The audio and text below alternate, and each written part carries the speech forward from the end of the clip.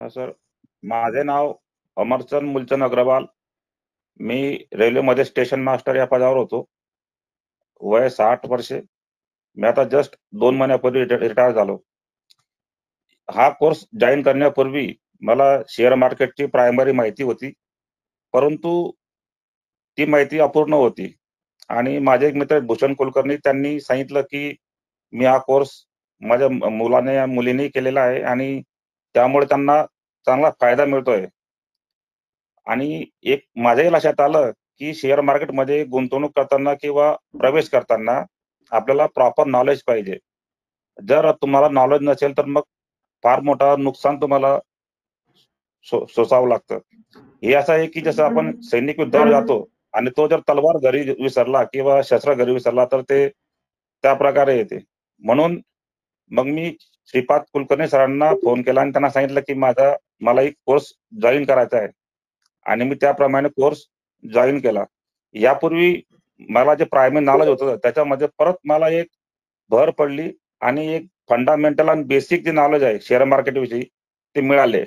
आणि सरांनी बरेचसे कन्सेप्ट क्लिअर केले, जसं कॅन्डलस्टिक पॅटर्न काय असतो, कॅन्डलस्टिक पॅटर्न कसा रीड करायचा असतो, त्यानंतर सपोर्ट आणि रेजिस्टन्स कसे असतात, नंतर इंट्राडे हे कसं करायचं असतं, त्या ठिकाणी एंट्री आणि एक्झिट आपण कसं घ्यायचं असतं.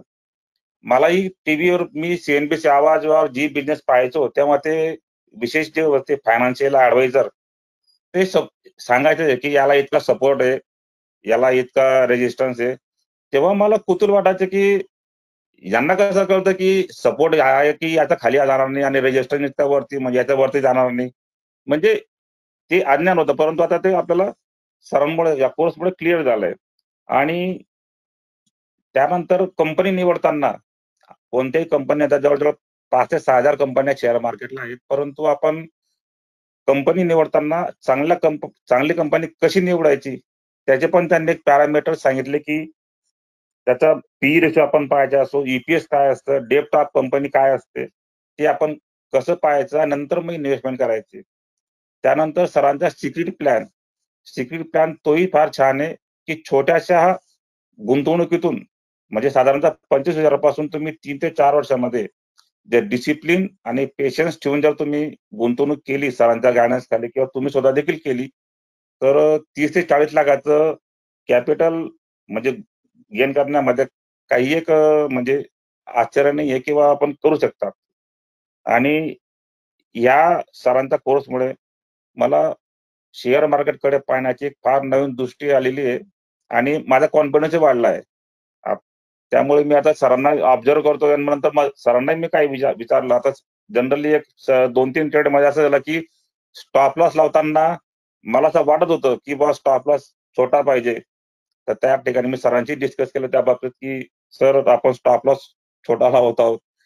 आणि एक नंतर मी एक माझ्या अजून एक लक्षात आलं, की माझं तुम्हाला सर्वांना सांगणं महत्वाचं आहे, की शेअर मार्केटमध्ये गुंतवणूक करताना पेशन्स आणि डिसिप्लिन या गोष्टी ज्यांच्याकडे आहेत, तेच लोकं सक्सेस झालेले मी पाहिलेत. माझा एक मित्र होता. एक मित्र म्हणजे माझ्या खासदारचा मित्र आहे तो एकदम. त्याला मार्केटमधल्या 6,000 स्क्रिप्टबद्दल त्याला एकदम डिटेल माहिती. इंट्राडे करणं त्याच्या म्हणजे डाव्या हाताचा खेळ होता. फ्युचर अँड ऑप्शनमध्ये एकदम मास्टर होता. परंतु तो व्यक्ती देखील शेअर मार्केटमध्ये अयशस्वी झाला. कारण ते काय करायचे रिव्हेंज ट्रेडिंग करायचे. लॉस झालं की ट्रेडिंग करायचे, लॉस झालं की ट्रेडिंग करायचे. आणि त्यांना त्याच्यामध्ये बराचसा लॉस झाला. त्यांचं आयुष्य त्यामध्ये उद्ध्वस्त झालं. म्हणून माझा तुम्हाला सर्वांना अजून एक सल्ला आहे, की रिव्हेंज ट्रेडिंग कधीही करायचं नाही. रिव्हेंज किंवा अग्रेसिव्ह ट्रेडिंग कधीही करायचं नाही.